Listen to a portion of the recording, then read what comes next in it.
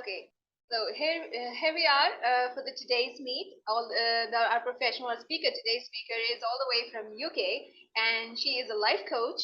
And over to you, professional. Please give us a little bit of your introduction. Yeah, so excited. And maybe you would introduce yourself first before I introduce myself, because we're going to be uploading this also Okay, on different my platforms. my name is Okay, my name is Bhumika Dhingra, and I'm the founder of the global project, which is FemBoss, and GWP, which is Global Women in Psychology, is running under this global project. And here we are for the today's interview session. I'm professionally I'm a clinical psychologist, and today's speaker is all the way from UK, and she is actually a life coach. And let's get back to her and take her a little bit of her introduction. Over to you, Professor. Thank you so much. And I'm so excited, Bhumika, that we get to meet. We have been in communication for the last 3 years or so. And before I introduce myself, I just want to really appreciate the FemBoss and the Global Women Network that we're a part of, and all the different women who are in that community, women who are serving in different areas of psychology, coaching, and the like. So I'll introduce myself real fast. My name is Joan Maturi, and actually I'm not just a purpose coach, I am also a business coach.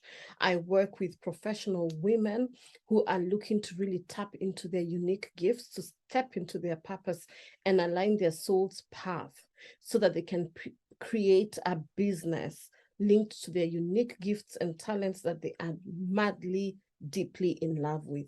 So really everything that I do is linked to your life purpose, because I believe that if you're not honoring your purpose, you are suffocating your soul. Back to you, Bhumika. Okay, thank you so much. I wanted to ask one question to you. Does having a sense of purpose actually improve anybody's health? Oh my goodness, absolutely. The first thing that I want to say is that purpose is the reason we were created. Everybody was created. We were not created just to exist. Everybody walking on this earth was created for a purpose. And because it's in our DNA to have a sense of purpose, to have a sense of meaning, to have a sense of significance, to have a sense of, adding value to the world, if we are not doing that, or we do not feel that we are doing that, there is what we call miscongruence or misalignment. And whenever there's a misalignment in any form, place, form, or shape in our bodies, in our minds, guess what? Naturally, you will become sick. So I strongly believe there's a very big correlation between our health and our purpose. And I'm just going to give you a personal example. And of course, we're going to talk more through this time together. When I was employed, I had a really good job, and it was a fulfilling job. I was happy in what it was in what I was doing. But I can tell you for a fact that I still felt that there was so much more that I was put here to do. I just could not put a finger to it. And it's so funny, Bhumika and everybody else that is watching, that the moment I truly discovered what I was put here to do, it's like all the sicknesses in my body just melted away. It's like I've been in complete alignment. Even things like this, my skin, everything just started glowing. Why? Because I'm operating in my inner glow. I'm operating from my inner flow. I'm operating from a sense of purpose. Every morning when I wake up, there's something that motivates me. There's something that drives me. There's something that is keeping me alive, if that makes sense. And I strongly believe that the moment we step into our purpose, without a doubt, you will see your health naturally just getting better. So maintaining a positive mental health and treating any mental health conditions is crucial to stabilize our behaviors, emotions, thoughts, and focusing on the mental health care can increase productivity, enhance our self-image, and improve relationships. So why actually the mental health is important for happy life? Yeah. So the first and foremost, your mental health is, for a very long time, we never paid much attention to mental health. Many of us just took, consideration to our physical health, because that's, especially from a cultural standpoint, from a social standpoint, the mental health arena was not really explored. But thankfully, these last few years, it has been explored. And one of the charities that I'm involved in here in the UK is called Mind. And what Mind has realized, it's an institution that helps people who are struggling with mental health illness, is that the moment we give people who are struggling with mental health something that gives them some form of purpose or meaning, even if it's just an activity. So what Mind does, and I wish I could show you, they come with a kit every single month that they mail out to the people that are struggling with mental health. And this kit could have different activities. It could have coloring activities, it could have a little book, it could have sketching, it could have crochet activities, because at the end of the day, there's even a saying that says, an idle mind is the devil's workshop. And we have realized that there's a very big correlation between, doing activities that seemingly will help reduce stress and helping people with mental health. And I'm very curious to throw it back to you, Bhumika, what, as a clinical psychologist, because this is very different from coaching, what has been found, what have you guys found in your research around the link between mental health and purpose? What has come up in that area? I'm curious to hear. Actually, when any person actually, when they get to know that that there is an importance of having a quality of life, and that person is actually having suffering from depression or any of the disorders, so they come up to us and just they want us to know that they are actually suffering from something, and we need to diagnose them. We need to take a look at the symptoms of whatever they are sharing, and whatever they are symptoms they are telling us. So they actually want us to know that they are actually having a quality of life. They are living a quality of life. So they expect us to understand that what they are going through, and their happiness, their whatever they are going through, they want us to know, they want us to feel that thing. So some of the times they just let us know that these are the symptoms, and these are the ways they are tackling those situations they are facing in their lives. And sometimes whenever we have a counseling sessions with those people, those patients, they actually tell us that the kind of a depression, the kind of a situations they are facing, and they kind of they want us to know that they need a quality of life, and we sometimes we feel so helpless that we don't have any knowledge regarding how to create a purpose in their life.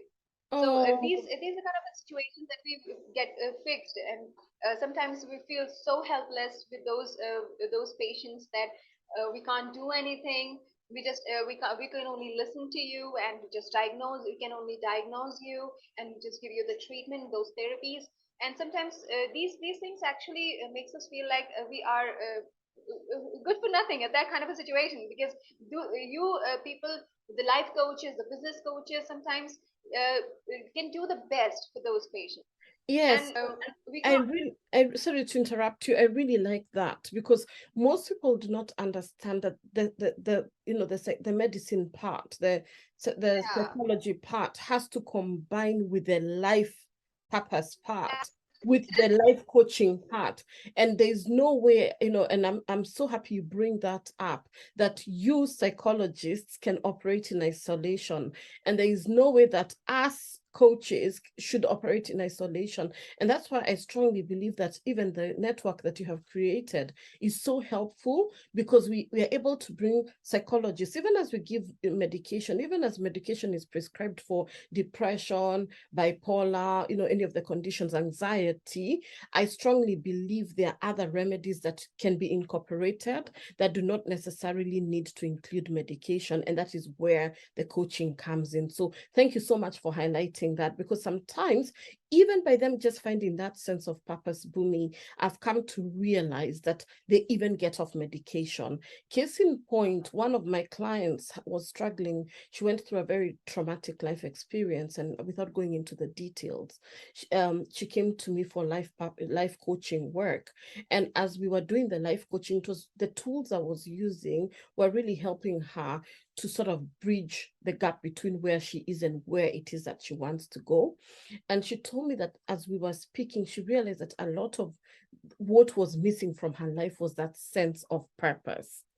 And the moment we started going through the different tools, and of course we'll talk about that as we go, some of the tools that we use to help the people identify their purpose, it became clear to her that that was one of the missing points. And as she started doing the work, as she started getting in tune with herself, when she started being okay operating in the giftings that she has, she found that the doctor actually said that she can now reduce the dose. So instead of having the full dose, they reduced the dose drastically. And she says that in her mind is as a result of her now living in her purpose. So yes, there is a very big correlation. Yes, absolutely.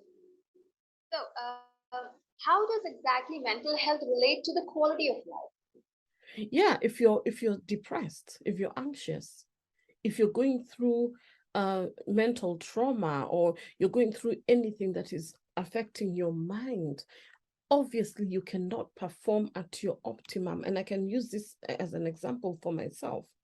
The moments when I'm going through a life situation that is giving me anxiety and sadness, I realize immediately the quality of my productivity, my focus, my ability to even serve my clients is greatly impacted. So one of the things that I recommend always is that even as a coach, even as a mentor, please take the time to sort out your mental health. Because how can you be of service to people if you're struggling yourself? How can you be able to help other people if you yourself have unresolved issues, or you're struggling with something that has not been treated? And I always say that in this world, there are many wounded healers. We are healers. We help other people. We are psychologists. We are coaches. We are mentors, but we are wounded ourselves. And what I want to say today is that as a wounded healer, the first gift you can give yourself and the first gift you can give your clients is healing yourself first. Being able to deal with your own demons, being able to get the help that you need to process some of the stuff that has happened in your life. Because what happens with psychology, coaches and all that, we are empaths. We are very loving people. So what happens, because of our compassionate nature, we also take on a lot of other people's problems. There are times I'm on my WhatsApp and 10 messages are just problems. I'm going through this, I'm going through this, I'm going through. And that stuff, if we do not have a processing mechanism, is very easy to get to us because we care. We are compassionate. That's the type of people we are. So the first thing that I would want to say is, yes, your mental health will definitely affect the quality of your life.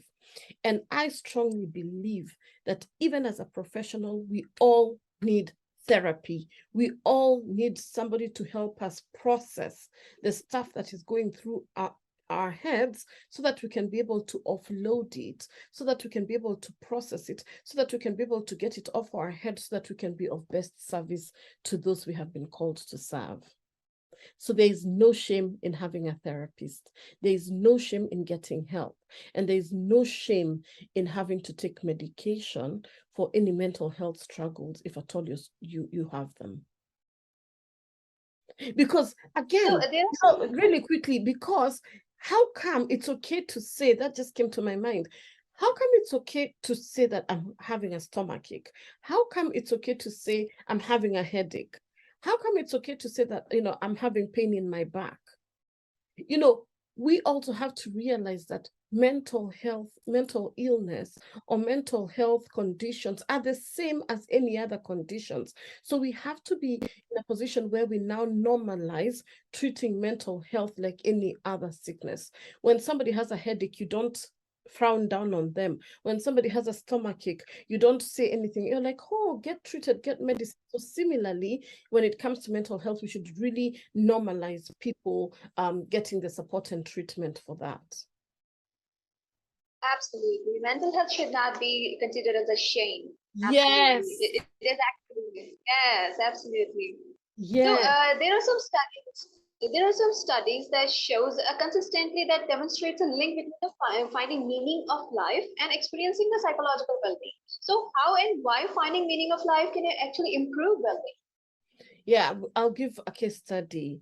And I wish I could pull it up really quickly from my phone if you'll allow me to, so that I don't Yeah, sure. I don't Absolutely. But as I pull it up, can you just be talking a little into that so that I can be able to get it, if that's okay? Yeah. Just So there are some other findings that actually. Yeah. Yeah, there are some kind of findings that actually demonstrate a lot of a link between the finding of the meaning of a life and actually experiencing the psychological well-being.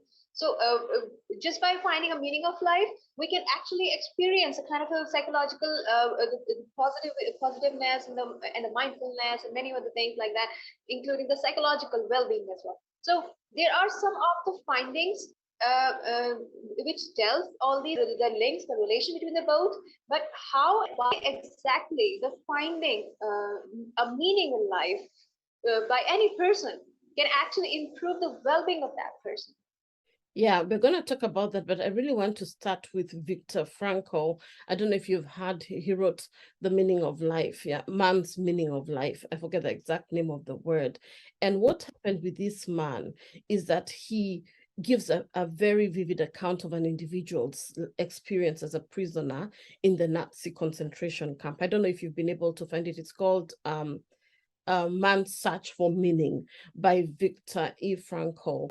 And one of the things that this individual, the individual's experience as he recounts it, he found that these people, even though they were in a concentration camp and even though they were in very extenuating conditions, the fact that they had something that was pulling them, their focus was on love, their focus was on hope, their focus was on, responsibility and inner freedom, right?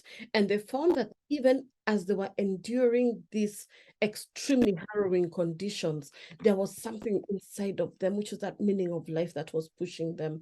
And one of the ways that, some of the ways that I have found, Bumi, for my clients, and these are some of the tools that I'd want to mention around the meaning of life, is number one, being able to discover what true happiness means for you.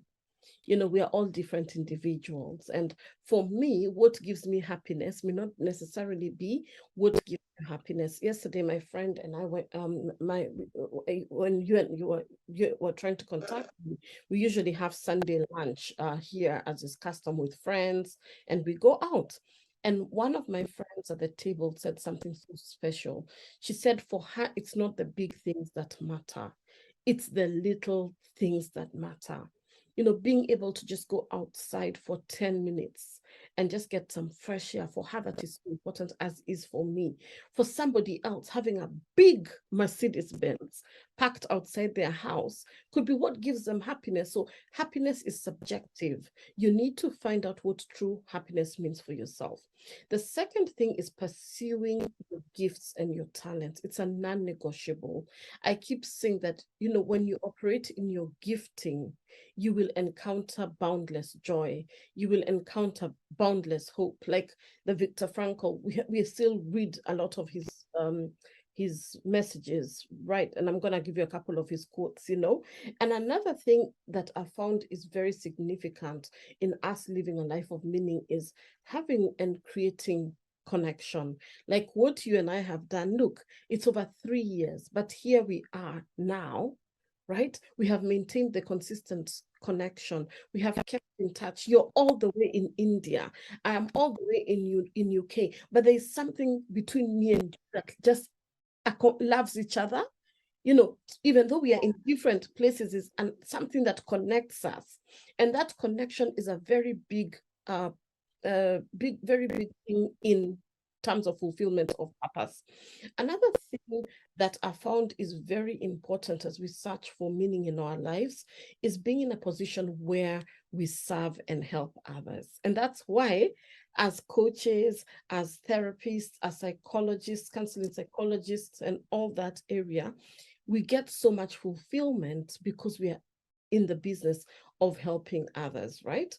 Another thing is really pursuing what makes you happy, and not just the happiness that I was saying, like just in terms of doing something, but what delights your heart, really. So for me, it's teaching. I love to teach, I love to mentor. Like right now in this environment that you and I I'm in my element. I'm loving it. I love to speak, I love to share, I love to communicate. So that's for me. What would you like to add on as I give you the quote that I wanted to give you? What else would you like to add, Bumi, as I give you the quote? Okay, you want to give the quotes? Yeah, I wanted you to add something as I get you the quote. I want to give it to you. Okay. I would want you to add on something as I get you the quote. Okay. Actually, there are kind of some of the tips there are that can actually help us to find the purpose of the life, including we can develop a growth mindset, and having a growth mindset then can be linked to a sense of purpose, and we can create a personal vision statement. We can practice gratitude, and we can turn our pain into the purpose, and we can even explore our passions, and we can be a part of our community that we are actually being a part of, and we can spend time with people who actually inspire us. These are some of the things that can have these are some of the tips can be which can help us to find a purpose of life. So would you like to add something else in it? Yeah.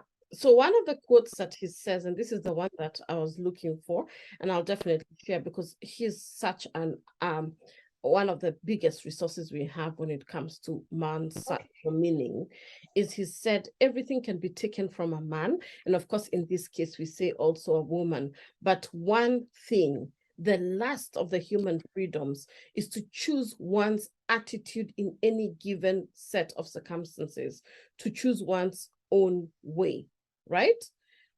Often outside circumstances can make life very difficult. And of course, Viktor Frankl met one of the most horrible fates, being in that concentration camp, right? However, in spite of what happened, he tried to make the best of the circumstance, and he found meaning even in suffering, right? And this meaning is what got him through the worst of days. So for me, what I'd want to encourage everybody is that when we are no longer able to change a situation, right? Sometimes we're not able to change a situation. What happens? We challenge ourselves to change ourselves.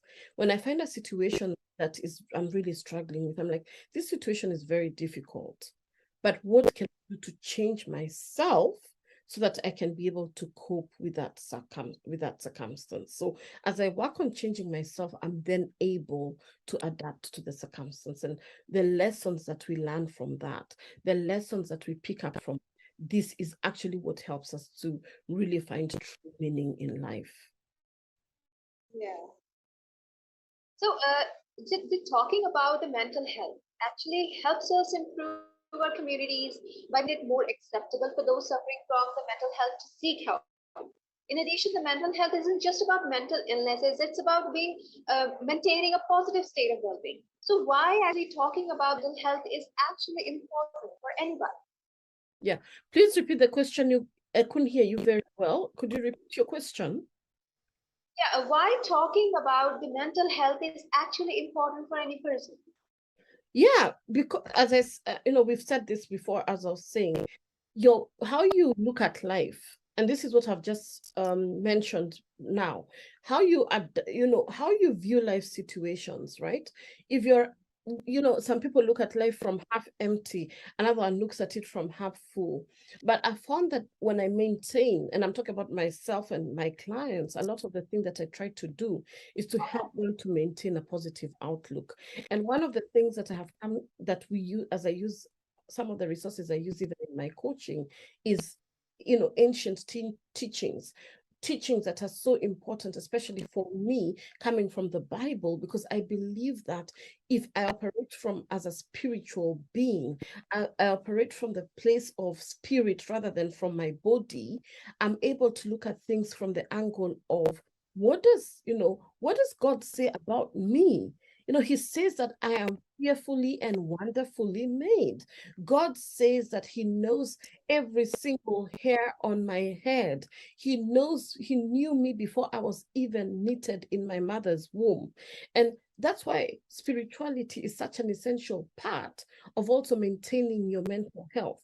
So you can be positive all you want, but I strongly believe that when we attach ourselves to a higher being, in my case that's God, when you attach yourself to you plug yourself to something so much bigger than yourself, you find yourself instantly getting hope, instantly getting peace, instantly getting joy, instantly getting into that space where you're not commiserating or you're feeling sad. So what I'm trying to say is that as you tap into your spirituality, it's very hard for you to be in that place of connection with God, right? And really maintain a stance of sadness and depression, because every time you're like, you know what? God is with me. God is protecting me. God is watching me. God is providing for me.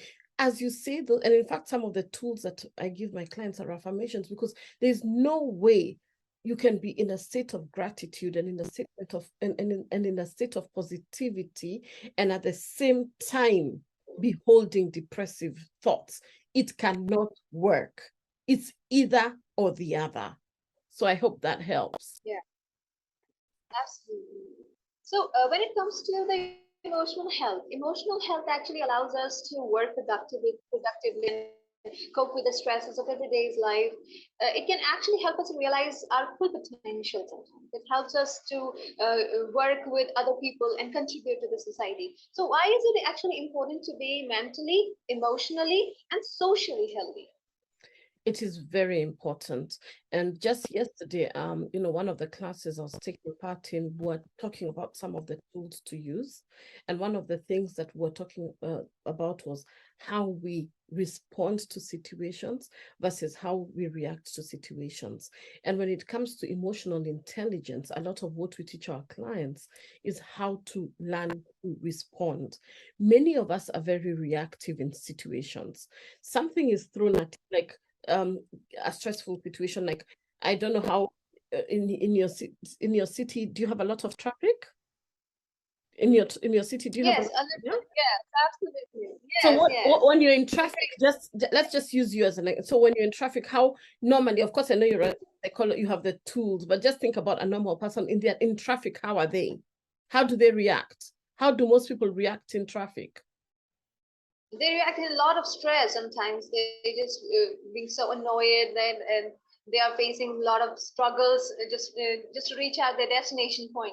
So they Exactly. get into a lot of stress actually. That's what. Exactly. So when you're in a traffic situation, you're throwing your hands, you're hooting at people, you're reacting, right? And the more you react, Yeah, the more the stress levels are increasing. Now look at this. absolutely. When you think of responding, and this is where emotional intelligence comes in, are you going to change the situation? Are you going to make your car to fly? No, you're in the traffic, nothing is going to change. So the first thing you can ask, how am I going to respond to this situation? Number one, I can say, wow, since I'm in this traffic, I can use this time to listen to this recording that I'm talking. Yes, absolutely. Yeah, I can use the time in the traffic, if I'm the passenger, to read a book. I can use the time in traffic.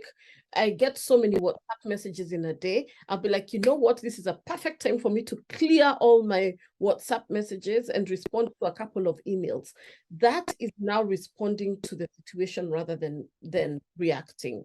So what I would want to encourage our audience is to think to yourself, in terms of emotional intelligence and in terms of what you just raised, is how can I be less reactive and be more responsive?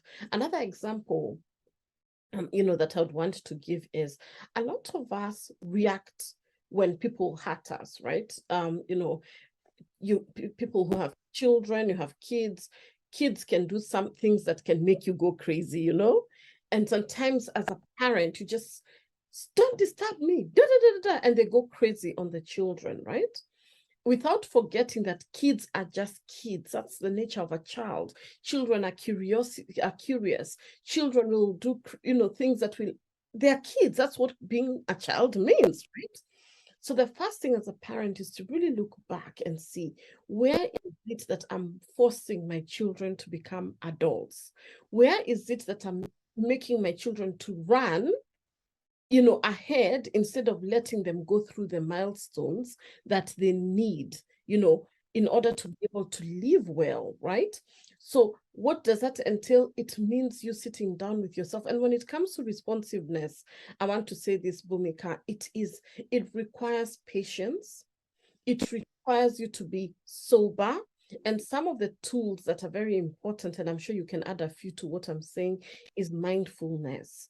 Meditation is also very helpful. You know, learn to be mindful. What is mindful? Being in the present, being in the here, being in the now. As I'm with you right now, guess what? I'm not reacting. My phone could be beeping a million messages, and I'm not concerned about that. My attention is fully with you. You know, some other tools that we use to bring us into the present and help us really not have that, you know, too much chatter in our minds, is being able to meditate. For me, I have a busy mind, so I'm slowly learning how to still my mind and to bring myself. And some of the tools that we use are apps like Headspace. We use tools like Calm to be able to help center your mind. One of the other tools that I use is called Soul Space. It's a spiritual one. It's a spiritual meditation app that brings me to where I am in the here and the now. So another thing that I do, and I don't know if this is something that you do, is I have essential oils. So my house has essential oils that calm me down. We have different types of essential oils that I have. You know, sometimes I'll have the lavender, sometimes it's the peppermint, sometimes it's, you know, it's orange blossom, just different types of scents that will help me, you know, be able to be in the present. So there's so many tools. I actually even do a lot of coloring. So I have my coloring. Let me show you. You know, I have my coloring tools. I have my cards. Okay, can you see this? These are cards that I have. Yeah. So I pick one. Can I pick one for you? Yes, absolutely. Pick one for you. So this yeah, sure. Okay, so just say start and then stop, and then I read for you yours. So start. So tell me start and then stop. Okay. Okay. Ready? Okay. Yeah, sure. Do you want me to do something in No, this just say, tell me start and then stop, and then I pick the card for you. Okay. So let's begin. Start. Okay. Tell me stop when you're ready. Okay. Okay, stop. So this is for you, Bumi. Can you read it? No, exactly. It's a little bit blurred. It says, breathe deeply, exhale through your mouth, and inhale through your nose. So that's a stress tip. So you breathe deeply, then you exhale through your mouth.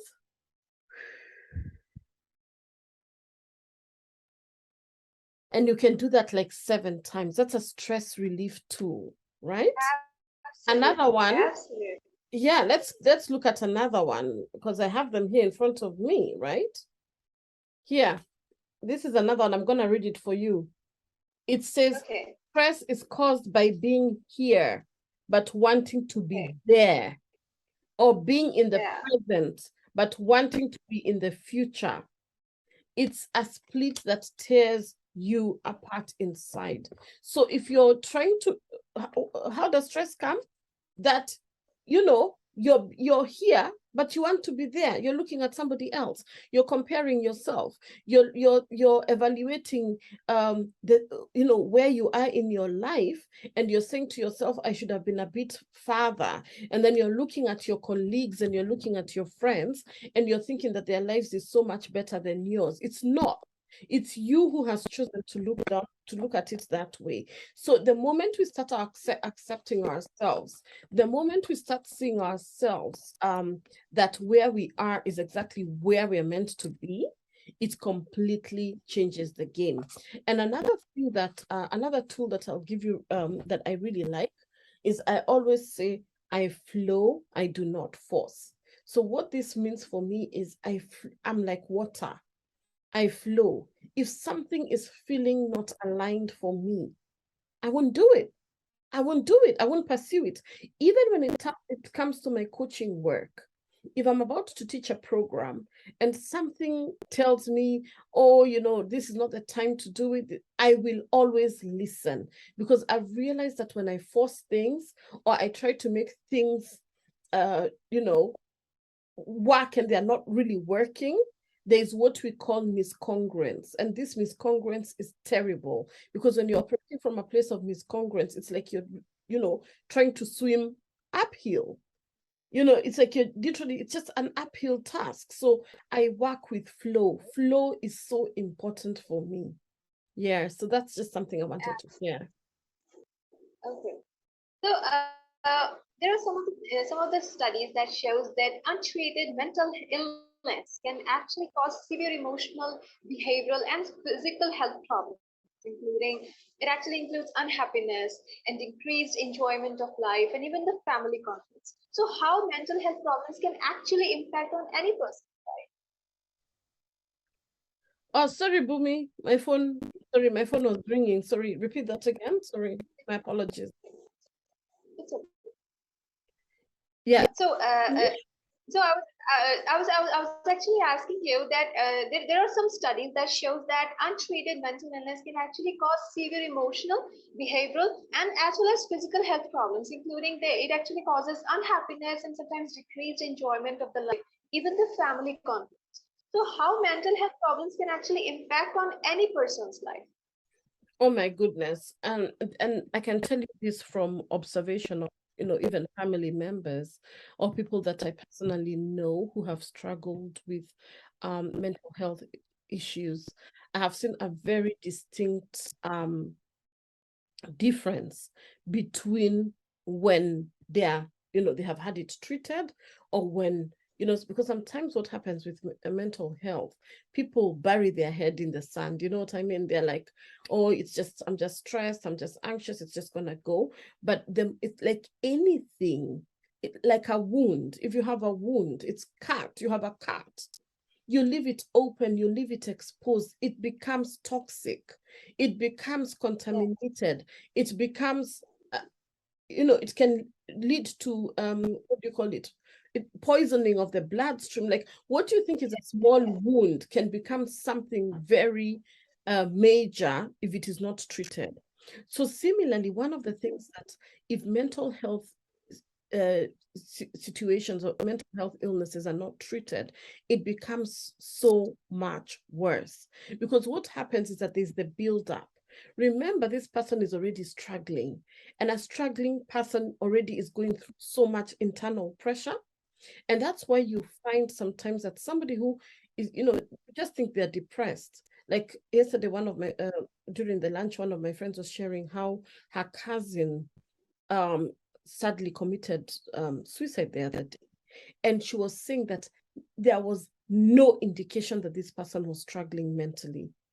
Yes, then, like everybody else, they were saying, yes, we know he had a few problems, but because of keeping it inside, not talking about it, it had been building up. And the family did not even recognize how serious this was. And, as we were speaking, one of the things she said to me, if only we knew he was going through this and the other, perhaps the situation would have been different, because we would have been able to take him to, for therapy, would have been able to take him to a counseling psychologist, and they would have been able to give him, you know, the medication needed to help with, you know, the thought disturbance, the mood alterations, and that sort of things. I strongly believe that a lot of these things can be prevented, Bhumika, and that's why we are having these conversations, right? And that's why we have our global community, because if every mental health professional, if every life coach, if everybody took this issue seriously, if you shared it in your community, I share it in my community, what we are doing is we are exposing, you know, we are exposing and helping people realize that there is help, because many people do not know that help is so near to them. Help is not far. Help is close to them, but how do they know that there is help? They will only know there is help through us having this type of conversation. What would you want to add there? Because I know you have a lot of input from your end. Actually, there are a lot of things that we need to keep in mind when it comes to the person's life and to improve that person's life, to have a purpose in their life. So sometimes there are the things that we face actually with our patients, that they face a lot of unhappiness, and sometimes they face decrease in the enjoyment of their life. So we actually talk to them, and we tell them that they have to improve it. They have to improve it from their side only, because we can only listen to them. We can't change anything. We're not life coaches, we're not business coaches or anything. They can do this for you. We can diagnose you, we can only bring a change in your present situation, we can only give you the treatments, but you have to take care of that thing. You have to take care of your purpose of your life. You have to take care of the happiness of your life. You have to change it by yourself, or you have to just the help of those life coaches who can actually help you from anywhere in the world. So these are the things that we actually our patients sometimes, and it actually and we actually face it, that these mental health issues actually impact any person's life, especially with those people who are actually suffering with the depression, who are having a lot of serotonin reuptake. These are actually we actually face it, yes, a lot of times, yes, actually. Can I ask you a quick question? So how are you able to help diagnose people when, because this is very important when it comes to hormonal imbalances, because a lot of times people don't realize that it's, you know, the serotonin levels, the dopamine levels, Yes. all those type of things could actually be a lot of affecting.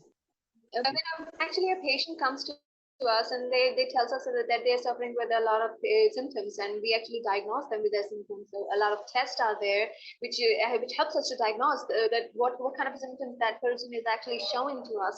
And along with that things, we can actually ask them. We actually we sit with them, we counsel with them. So we give them counseling some of the times, that they are facing depression. If they are if there is no need of the medications, if there is no need of the treatments, they can only get be treated with the counseling sessions. So if that can help, we go with the counseling things. But if the counseling is not working in that particular kind of situation, including the marital problems or the children problems or anything like that, so in that case, we actually, if it is actually a kind of a clinical thing, so in that clinical stuff, we need to diagnose that person on the basis of the symptoms that person is actually telling us. So in that case, we diagnose them, and on the basis of the diagnosis, we take a look at all the symptoms, and all that symptoms, it tells us that the person is actually having a kind of a hormonal imbalance or anything like that.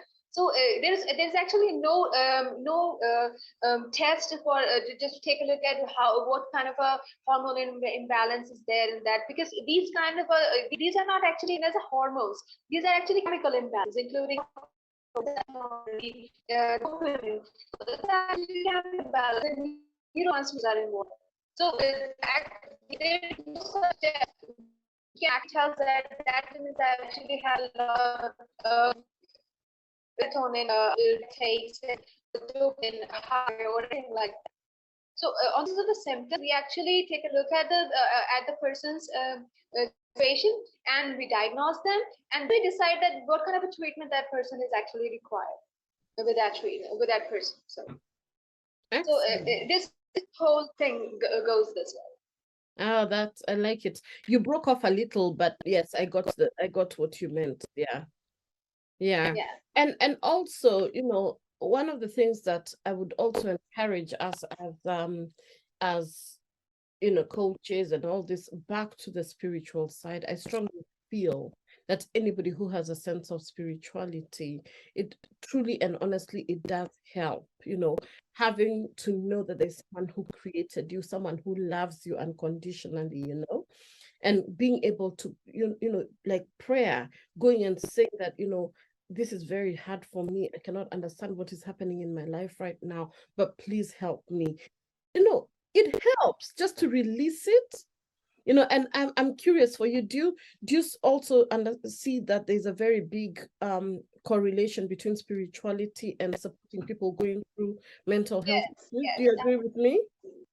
absolutely. Yes, absolutely, absolutely. Because religion and spirituality, those both of them are parallel to each other, but they are not the same thing. Because if you are following any religion, you have to follow the rules of that religion. But if you are spiritual, in that sense, you follow yourself, your karmas, particularly.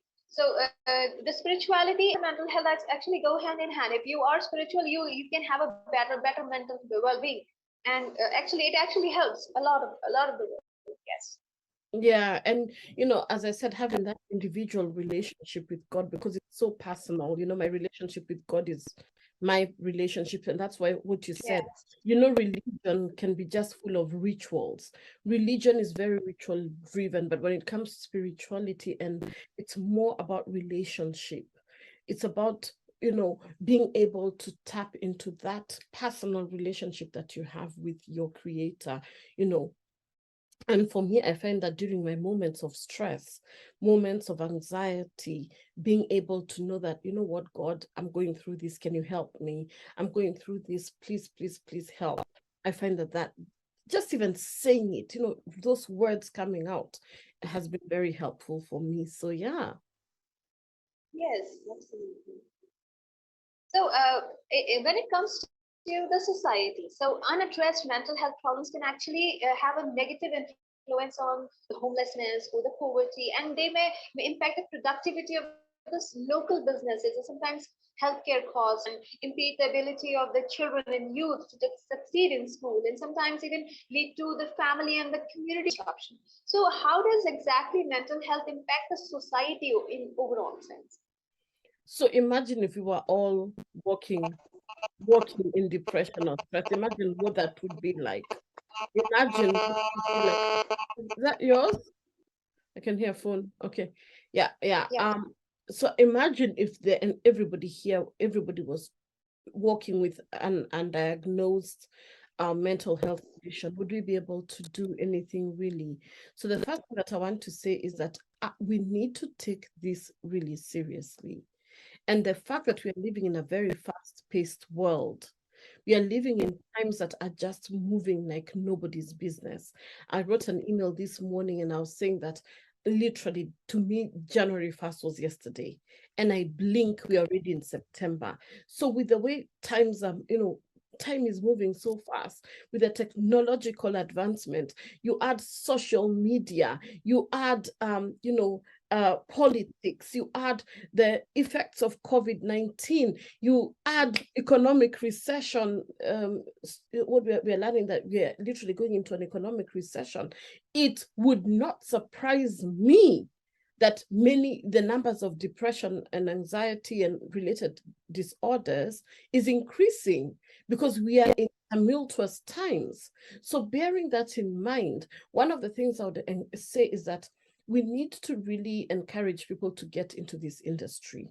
We really need to get more coaches. We really need to get more therapists. We really need to get more behavioral psychologists. We really need to get more people in the mental health team. And we're not necessarily even talking about, I'm talking about even in the social system. So when it comes even in the prisons or we need people who are out there in the different spheres even in the churches, even in the temples, we need people doing that. So some of the things we have, I have seen being done, for example, some of my churches in Kenya, they have actually a mental health team to support the people in the church who are struggling with mental health issues, right? For me as a coach, I have mental health support in terms of people I can refer to. So your community is one of the resource points that I get therapists or people like in Kenya. I know there are a couple of people in Kenya who I know I can talk to who can help the people in person. I know if I had a client in India who is struggling, the first person I would send to you. So what we are doing right now is we are sort of releasing mental health disciples all over the world, right?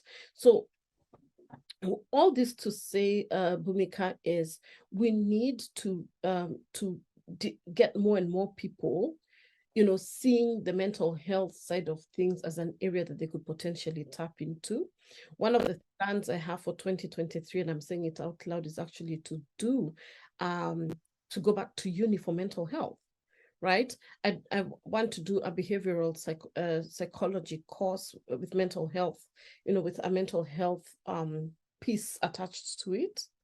I don't know what that will look like, but I'm already doing my research. I'm already looking at what that could look like, because being a coach is one thing, but being able to offer sound mental health advice and being able to give them the appropriate tools is something that I feel that now more than ever is needed in my toolbox. Okay, so we are already a part of the global women community. So when it comes to women's purpose in life, so although every purpose in life will be different, but they really need to create and not to destroy it sometimes. It is just to have our family, our friends with more hope, love, and emotional resources than they have before. It's to live our passion so that we can be an example to others. So what can exactly be the women's purpose? Sorry, there's a bit of a sound. I didn't hear that. Okay, I was actually asking that what should be exactly the women's purpose in life? Yeah, so everybody has their own unique purpose, right? And it is your responsibility to find what your purpose is. And your purpose usually lies behind, your giftings. It comes from your experiences. It comes from the things that you have gone through in life. So there's so many ways that we can tap into your purpose. Your purpose can actually come from frustrations. So one of the things I find, like, if you're frustrated about many people struggling with mental health issues, your purpose could be in that.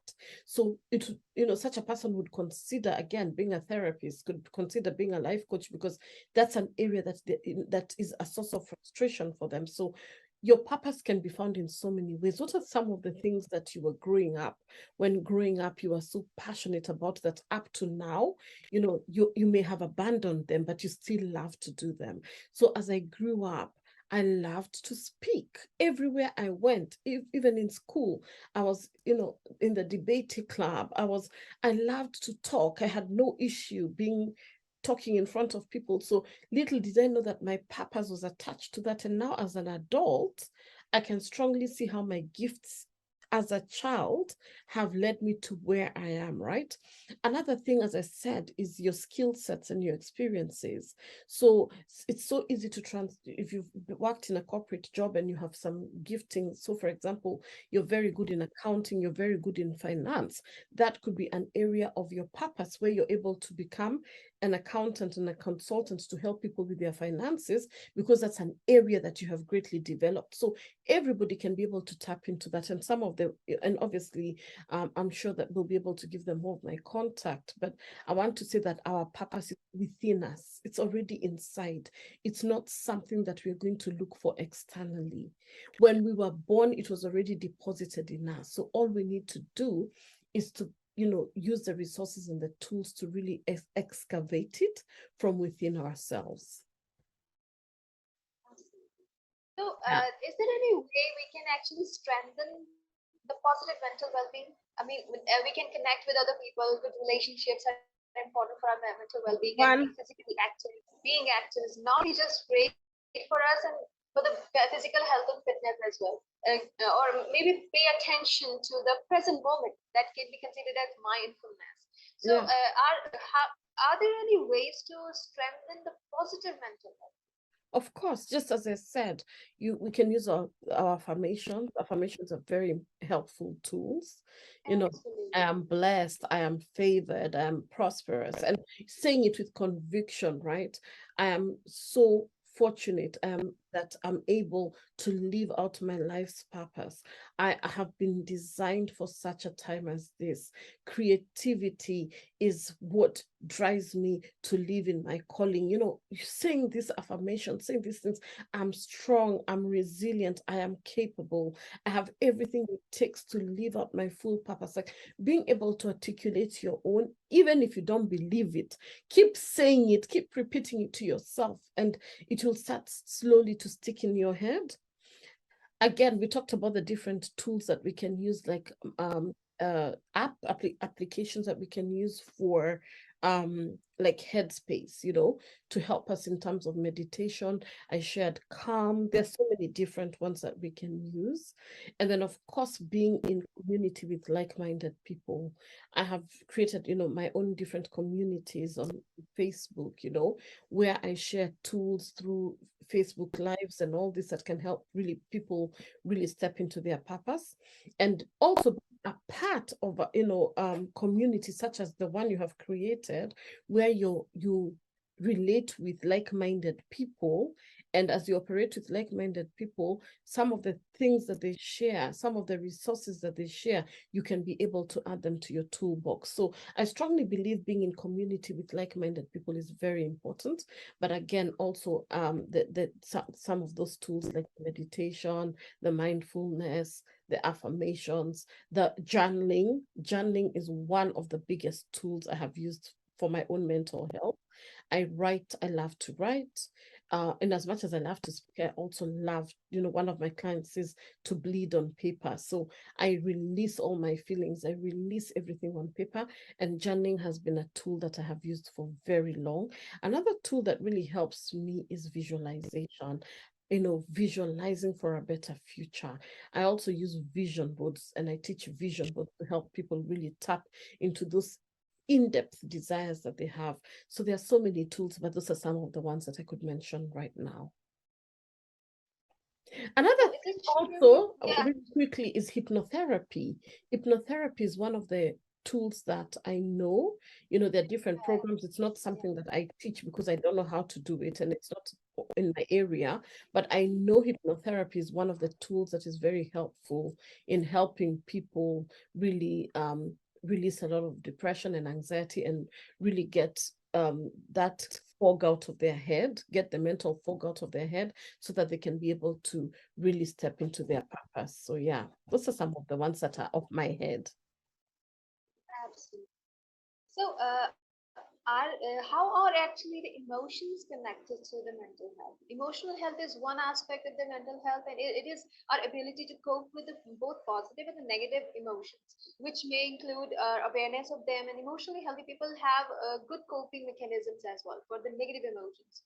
So, is it true that how can exactly the emotions can be connected to the mental health? So as I said earlier, emotional intelligence is so important, and how we deal with our emotions is changes everything, because emotions are part of our lives, right? Emotions contribute to our feelings, emotions contribute to our behavior, emotions contribute to how we interact with people and how we act depending on what happens. So one of the tools that is so integral in helping people deal with their emotions is what is called emotional intelligence. And it's, you know, a part, it's one of the offshoots of psychology, right? Which we incorporate in our different programs, because once your emotional intelligence is apt, you know how to react in different situations, you know how to respond in different situations, you learn how to talk to people, right? You learn when to zip your mouth, you learn when to open, and then you become very self-aware. So I strongly believe that your emotional health and your emotional well-being is very much tied to your self-awareness. It's very much tied to your self-confidence. It's very much tied to your self-identity. It's very much tied to your self-esteem. So very, very important to take care of your emotions. Yeah. Okay, so here we wrap up for today's meeting. Thank you so much for joining. Thank So you do you so want to much. add something about in the end of this meeting, something about our WhatsApp group? How was your journey with the Global Women in Psychology Yeah. platform? So do you want to add something? Yeah, of course. So the first thing I want to say is it's so important to be in community with people who are like-minded. You know, in this world, it's not easy to find people who, as I said, are operating and vibrating in the same frequency with yourself. So obviously being a part of the community that we are in with Bhumika and the other ladies has been very instrumental in terms of even the resources. Sometimes all you need is, does somebody have a tool that helps with this? And in 5 minutes, you already have that. Again, talking to people from different parts of the world, different cultures, different communities, very important. But above all, I think for me is also strengthening ourselves as professionals, because we are better together. You know, we lift each other higher when we are united. You know, I could be my own professional doing my own thing in my own little bubble, but when we're in a community, we lift each other up, we encourage each other. And that's the same thing I've also done for myself. You know, I have different communities I have created, because I strongly believe that as women, you know, however cliche it sounds, women do better together. Women support each other better. And above all, one thing that I know is that when you're in community, you move faster. You know, there's an African proverb that says, you know, something like, alone you can go far, but together you go farther, something like that. To that extent, and I may have butchered the quote, but the you know, the more we are, the more impact we can have. What I can do as an individual is very little compared to what we can do corporately. So that's my parting shot. And my final thing is, if you are not living out your purpose, as I say, if you're not honoring your purpose, you are suffocating your soul. So, you know, reach out to Bhumika, and, you know, I'm sure we're going to put this information on how to contact us. Reach out to me. Do not suffer in silence. We are here to support you. We are here to help you. Reach out to us. Our doors are wide open. Thank you so much, Professor, for joining today's interview session on the purpose of life and environmental well-being. Thank you so much again. Thank you so much, Bhumika, and I will see you very soon. Yes, absolutely. I'm looking forward. Thank you so much. Thank you so much for joining me. Thank you.